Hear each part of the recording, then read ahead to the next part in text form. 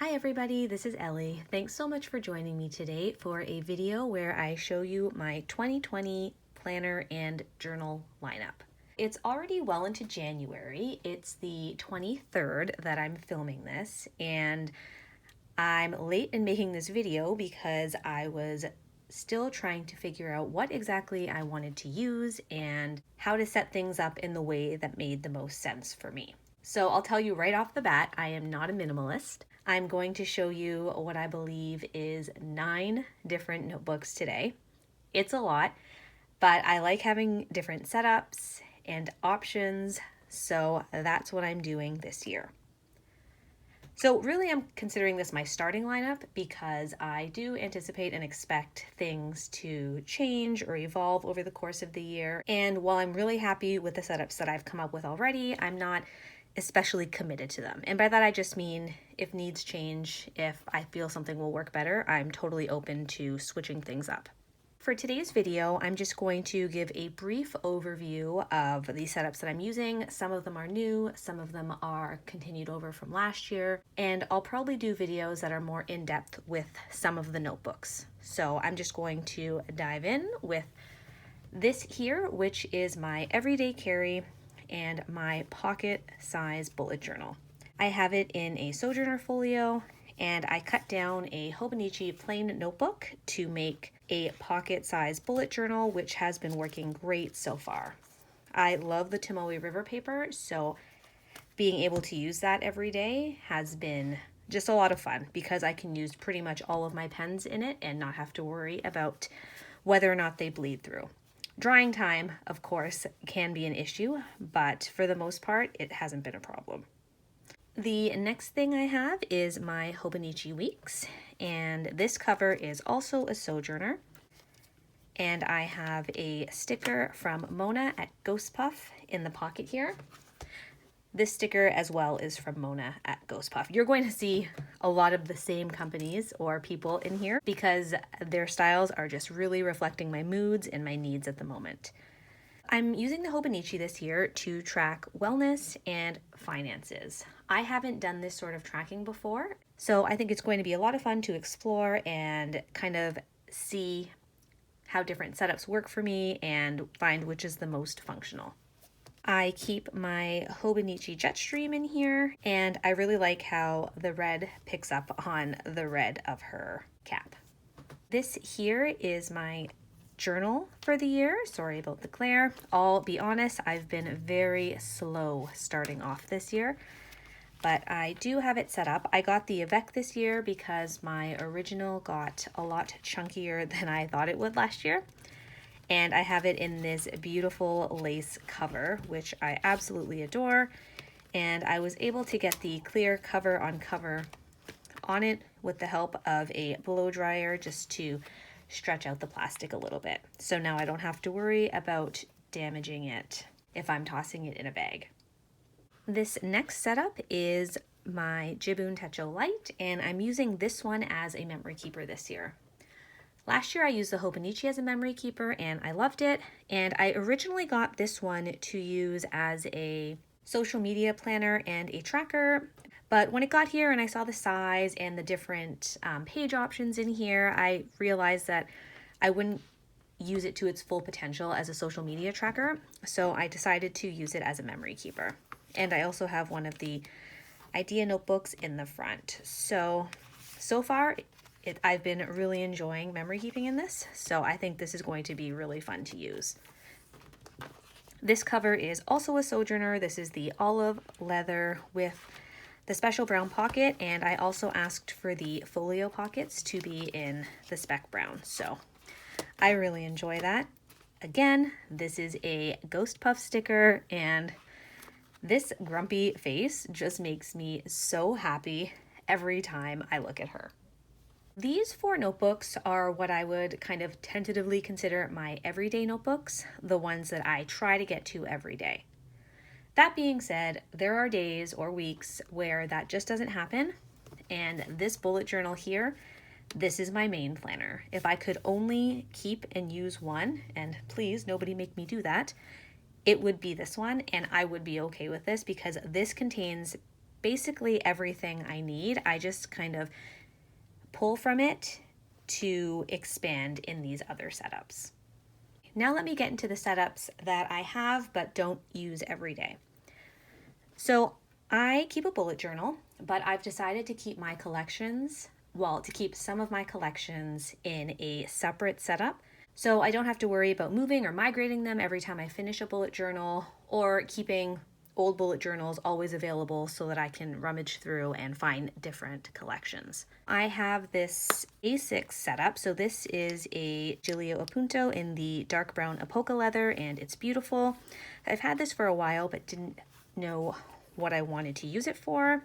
I have another Hobonichi plain notebook in here. This one is the A6 size. It hasn't been cut down. And I've just put in some pocket decor, and I love this setup. It makes me so happy. I haven't started migrating in my old collections yet, but that's something I'll probably do over the next couple of months, and I look forward to. This here is my social media planner, and this was really heavily influenced by Shivaun at Just Scribble. I'll link her channel down below, but she went through how she keeps a dedicated social media planner, and I thought that sounded like a really great idea just to try and keep me a little bit more organized and intentional with what I'm posting and when I'm posting it. So this is a pocket size Giglio Giramondo in the yellow Apoca leather. And I am not going to lie to you, I thought about getting a B6 Plus system going, but one of my goals this year is to try to manage my spending more responsibly and also to use what I have. So I have quite the collection of field notes notebooks, and I'm really comfortable in pocket size. That's what I bullet journal in.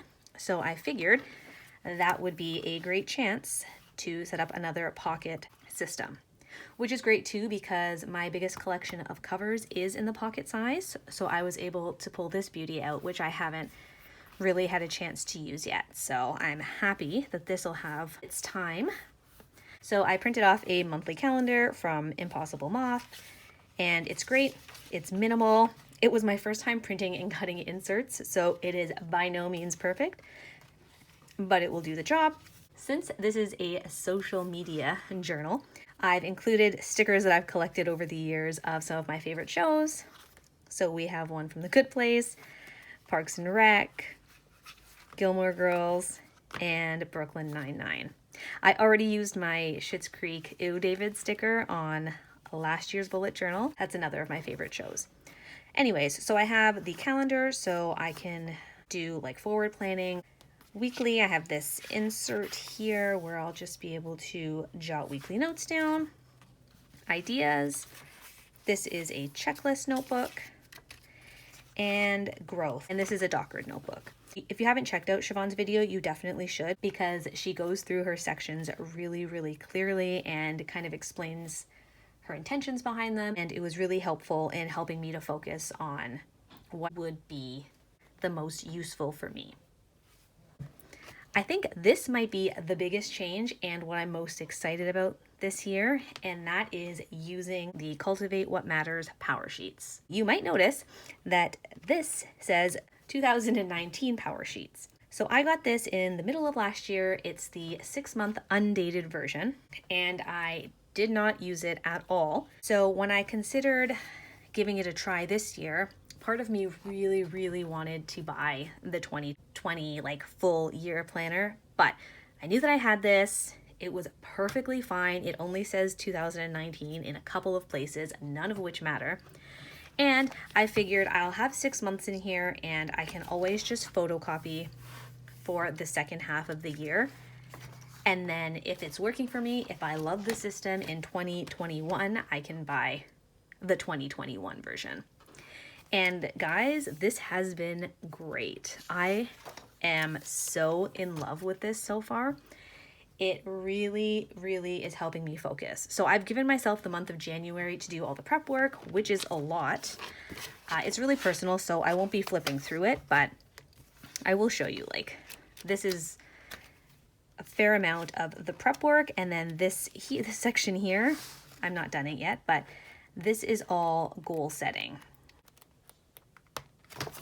I didn't know how much I would like it, but I wanted to try it because I've heard really great things about it.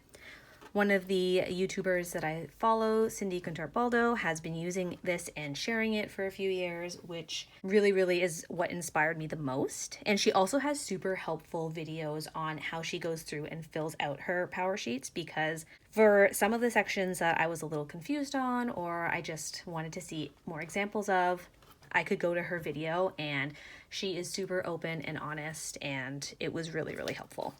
These last few setups I showed in my fall video of the planners that I was using, so I'll just run through quickly. This is my pocket size sketchbook. It's in a Dacasca cork cover, and I haven't finished the sketchbook, so this setup is still going strong. This here is my commonplace notebook. It's in a B6 slim folio from Sojourner in the special brown ×3 leather. This is just for jotting down notes from what I'm reading, or like quotes or lyrics or anything like that that I want to be able to refer to. And finally, we have my self-care setup, and this is a B6 slim in a Chic Sparrow Maverick Deluxe. I have a couple of notebooks in this one here. This one where I'll write any kind of rough notes. I have a Keely Reichman insert, and this is where I could transcribe these things in a way that makes sense, in a way that's visually appealing. I'll write out quotes or song lyrics or poems, anything like that. So this setup is tried and true. The leather itself is a little worse for the wear. I took it when we went on our trip, and it got a little scraped up in my bag, and it's scuffed, but it's very sturdy, and it's been working really well for me.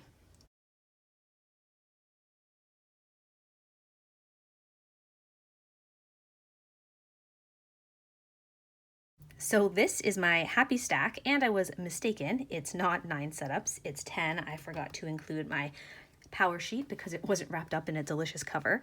This is a lot of notebooks, and truthfully, I'm not sure how well I'll keep up with all of them or how exactly this year will go, but I am happy with the setups right now. I think they all serve a purpose, and none of them are truly overwhelming. Like I said, the most important ones for me right now are my bullet journal and my power sheets, which are buried at the bottom here, because one is housing my goals as I figure out what exactly they are and what steps I can take to move towards them. And this one here, like I've heard people say, is basically my brain. This contains everything that I need to remember or reference. Everything else is just a happy bonus and a lot of fun to play in. I will do some videos with some further looks into some of these setups, or maybe some flip throughs later on in the year once they've gotten a little more full. I'd love to hear what you're using for 2020, and if you're like me and you have a planner stack or stacks, I'd love to know which planner or two you would choose if you could only use a limited amount for a week. Thank you so much for watching, and I'll see you next time.